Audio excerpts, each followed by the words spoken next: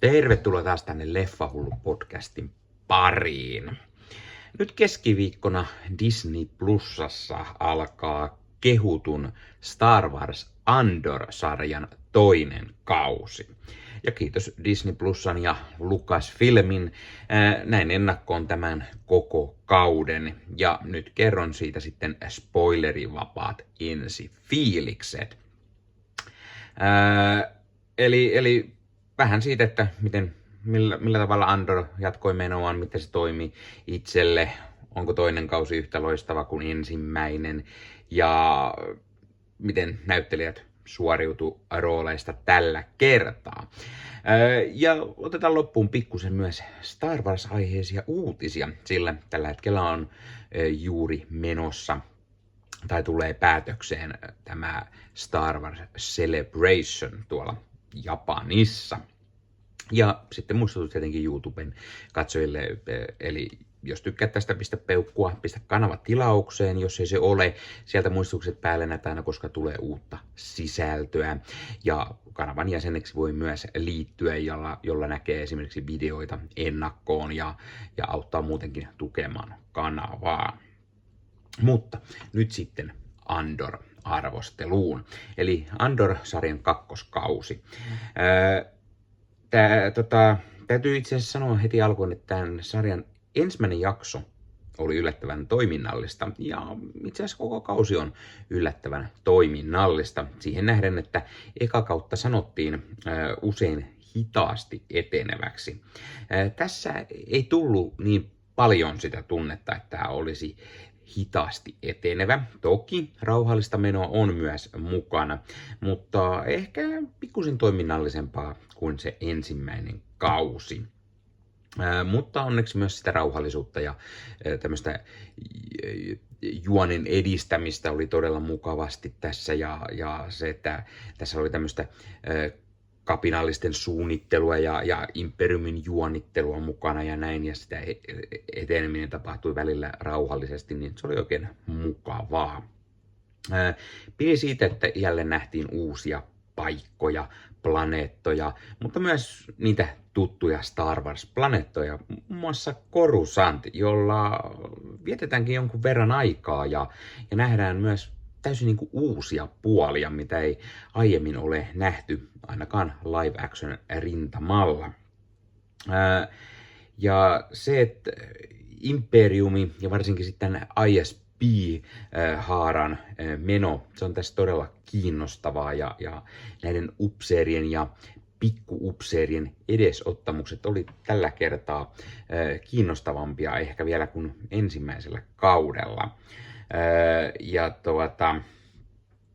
Siellä oli mielenkiintoista tämmöistä imperiumin suunnittelua ja vaikutti osittain, että he lähtivät enemmän sellaiselle linjalle, että ehkä hämätään muita, eikä kerrota täysin, mitkä nämä jutut on. Eli ei nyt välttämättä kapinallisen, mutta ehkä vähän senaattia hämätään ja muuta vastaavaa siellä, niin toimi varsin mukavasti. Ja totta kai kapinallisten meno on varsin mielenkiintoista ja nähdään hienosti, miten heidän toimintansa kasvaa ja muovautuu ehkä jopa hieman erilaisemmaksi, mitä se ensimmäisellä kaudella oli. Pidin myös jälleen siitä, että kapinalliset, ne ei ole täysin niin hyviksiä tai niin kuin puhtaita pulmusia, vaan heidät on kuvattu ehkä sellaisena hieman kyseenalaisina tai jopa likaisia keinoja käyttävinä, jotta he päihittävät imperiumin ja se on hyvin mielenkiintoinen tulokulma tähän. Se, että imperium lähtee käyttämään ehkä tuollaisia hieman rebels-kapinallistyylisiä konsteja, niin on myös varsin mielenkiintoista. Puhutaan vähän myös hahmoista. Siis näistä päähahmoista ja niistä, mitkä vahvistettiin olevan mukana. Eli ei lähdetä kertomaan, jos tässä jotain cameoita oli tai jotain sellaisia yllätyshahmoja, jotka tulee tässä mukaan, koska saatte sitten yllättyä. Tosiaan täällä tulee nyt ensimmäiset 3 jaksoa nyt ja sitten tämä on itse asiassa siitä mielenkiintoinen sarja, että tähän tulee 3 jakson ryppäissä aina. aina eli joka viikko nähdään se 3 jaksoa. Mutta siis niistä hahmoista. Cassian Andor tietenkin on pääosassa, koska sarjan nimi on jo Andor.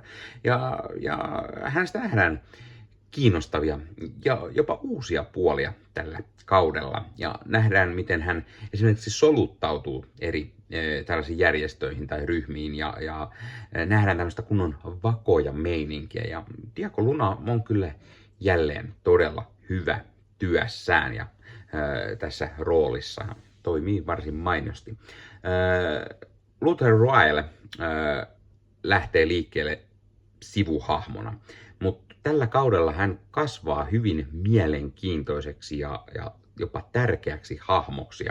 Ja Stellan Skarsgård tekee todella hyvän roolisuorituksen, suorastaan mahtavan. Toki niinhän Skarsgård nyt aina tekee. Mon Mothma.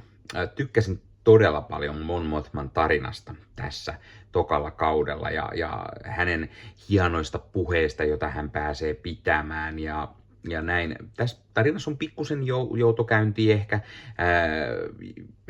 hänen tarinakaaressaan ja saataisiin vähän voitu saksia pois, mutta Genevieve O'Reilly tekee tässä todella hyvän roolisuorituksen ja parhaan senaattori Mothman roolin,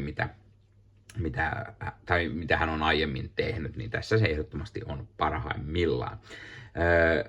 Pix Kalen tulee tällä kaudella hyvin esiin ja hänen tarinankaarensa on kiinnostava ja varsinkin kauden edetessä muovautuu hyvin kiinnostavaksi hänen tarinansa. Ja Adria Arjona tekee hyvän roolisuorituksen ja hänen ja Diego Lunan kemia toimii todella mainiosti. Sitten Elizabeth Dulain näyttelemä Clea Markey taas hahmona kasvaa ehkä jopa kaikkein kiinnostavimmaksi, tai ainakin kasvaa isoiten ehkä tällä kaudella. Viimeksi hän oli melkein vain pelkästään tämän Luthen Raelin tämmöinen assistentti, mutta nyt hän saa paljon isomman ja merkityksellisen roolin kauden edetessä.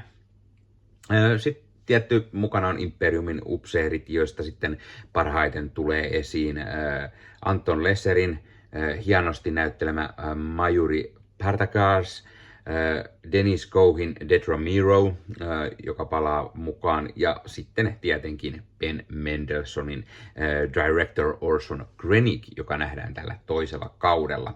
Tämä siis paljastettiin jo aiemmin, että Krennic tässä mukana on, ja nämä 3 on ehdottomasti ne parhaat ja mielenkiintoisimmat hahmot noista Imperiumin upseereista ja no, luonnollisesti Ben Mendelsohn tekee sen parhaan roolin ehkä ja Orson Krennickia on tosi mukava tässä nähdäkin, mutta siellä on muutamia muitakin hyvin semmoisia sivuhahmoja näistä Imperiumin porukoista ja näin, mutta ei lähdetä ihan sille linjalle nyt, että spoilailtaisiin niitä sen enempää.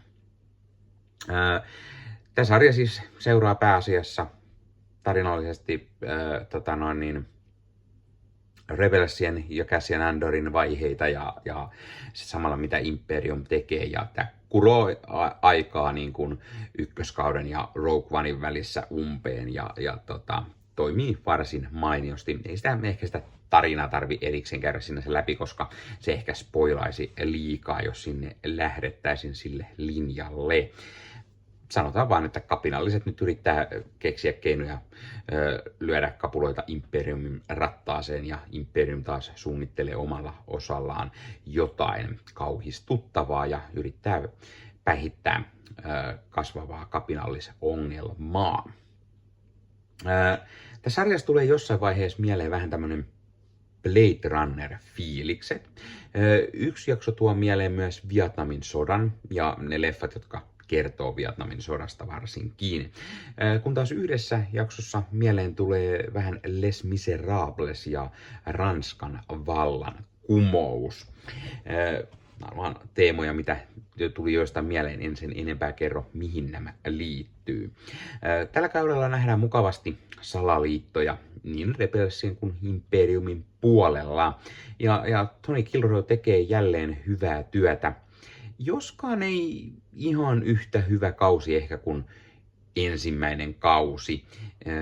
Mutta tämä näyttää hyvin tämän kapinallisten synnyn ja niin kuin mä sanoin, kuroo aikaa umpeen tässä ykköskauden ja Rogue Onein välillä, ja Rogue One on selvästi se, mitä seuraavaksi tuleekin tapahtumaan.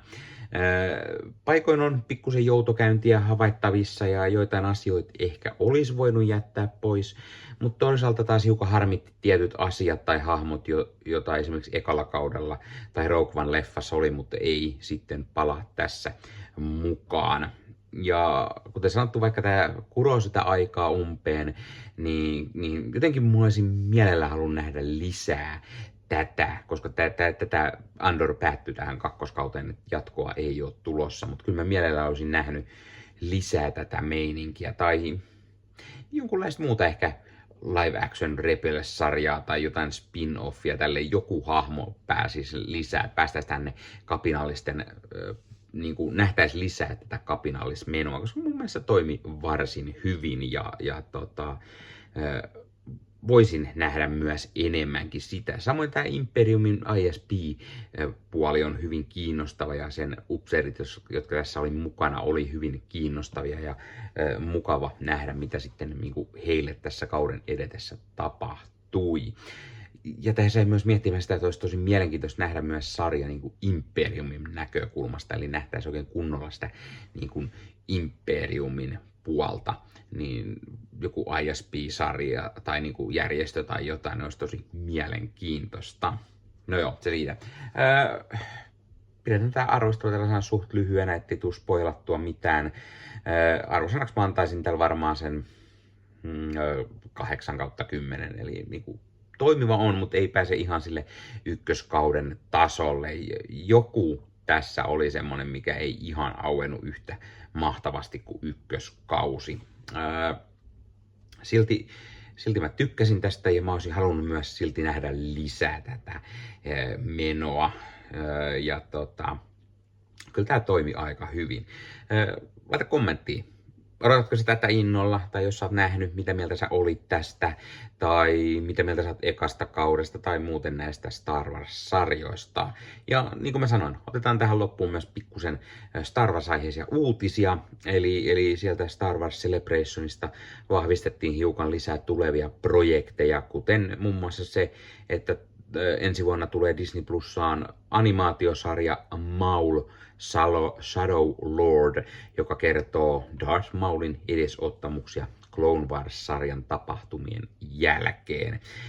Ja Sam Witwer palaa äänirooliin, Maulin äänirooliin siis. Kerrottiin myös, että Ahsoka-sarjan toinen kausi on tekeillä. Hayden Christensen palaa Anakin Skywalkerin rooliin muun muassa tässä. Ja Rory McCann astuu Baylan Skollin saappaisiin, kun Ray Stevenson viimeksi menehtyi. Ja tätä on kovasti jo ilmeisesti vähän niin kuin, tätä ainakin tehdään jo jossain muodossa. Mielestäni ei ollut mitään ajankohtaa kuitenkaan, koska tämä kakkoskausi on tulossa. Ja sitten kerrottiin, että Sam Levine ja ohjaama ja Ryan Goslingin tähdittämä Star Wars-elokuva, joka sai nimekseen Star Wars Starfighter, saa ensi-illan 2027, kun ensi vuonna tulee se Mandalorian and Grogu-elokuva. Eli peräkkäisinä vuosina tulee taas Star Wars-leffaa. Seuraava kuitenkin, mitä Star Wars, jos joku odottaa, niin sehän on se ihan muutaman viikon päästä tuleva Tales of Underverse-animaatiosarja, joka tulee siis May the 4th, eli toukokuun 4. päivänä, joka on se virallinen Star Wars-päivä. Ja se jatkaa tätä Tales of Jedi, Tales of Sith tyylistä menoa ja keskittyy nyt ilmeisesti kahteen hahmoon, Asai Ventress'n ja Cad Banein, jotka on mahtavia hahmoja molemmat, joten odotan innolla tätä lyhkästä Tales of Underworld-sarjaa tai Limited Series, jos tätä näin voi sanoa. Odotan innolla sitä. Laittakaa kommenttia myös, mitä mieltä te olitte näistä uutisista ja kiinnostaako nämä projektit teitä. Ja hei, jos katsot YouTuben puolelta, niin pistä peukkuun, jos pistä kanavatilauksen muistoskellosta päälle näitä aina, koska tulee uusia videoita ja sen lisäksi ottaa kanava kasvamaan. Eli kiitos kaikille, jotka olette kanavan tilanneet. YouTuben puolella siellä on jäsenyydet, superominaisuudet päälle. Sieltä voi jäsenet tulla kanavan jäseniksi ja sieltä saa erikoismainintaa esimerkiksi tohon nimen, kun on kanavan jäsen ja sit saa erinäköisiä hyviä asioita. Näkee ennakkoonkin. Esimerkiksi tämänkin on nähnyt varmasti jo aikaisemmin, jos on kanavan jäsen, tämän videon sieltä ja muita videoita tulee. Esimerkiksi täällä on paljon täällä leffahuoneessa kaiken näköistä, mistä on tulossa lähiaikoina varmasti video, niin niitäkin näkee sitten ennakkoon, kun on kanavan jäsen. Joskus tulee jopa pelkästään jäsenille tarkoitettuja videoita. Ja sen lisäksi on kaikki korostettuja vastauksia ja tila- tämmöisiä merkkejä ja muuta kaikki. Kyllä te tiedätte YouTube-juttut. 0,99 € kuussa tai 2,99 € kuussa, niillä saa erinäköisiä asioita, kun tilailee tai on kanavan jäsen. Ja niitä supertykkäyksiä, superkommentteja, kaikkea voi laittaa, niin siitä tulee muutamat kymmenet sentit sitten tähänkin suuntaan. Eli kiitos kaikille, jotka olette niitä laittaneet. Ottakaa Leffahullu somekanavat haltuun, Instagrami, TikTokki, Facebook-sivusto, jäne. Meikäläinen tekee Marvel Podcast Suomea, Star Wars Podcastia ja sitten sen lisäksi meikäläinen kuuluu Leffamediaan, jos on yli 30 sisäntuottajia, jotka rakastavat leffoja ja sarjojen katsomista, niiden arvostelemista ja kaikkeen leffoja ja sarjoihin liittyvää. Sieltä löytyy leffa- ja sarja-aiheiset uutiset, huhut, trailerit, sieltä löytyy haastatteluja, kaikennäköistä leffa- ja sarja-aiheesta. No niin, tää oli Leffahullu podcast tällä kertaa. Ei muuta, ensi kertaa. Se on moro.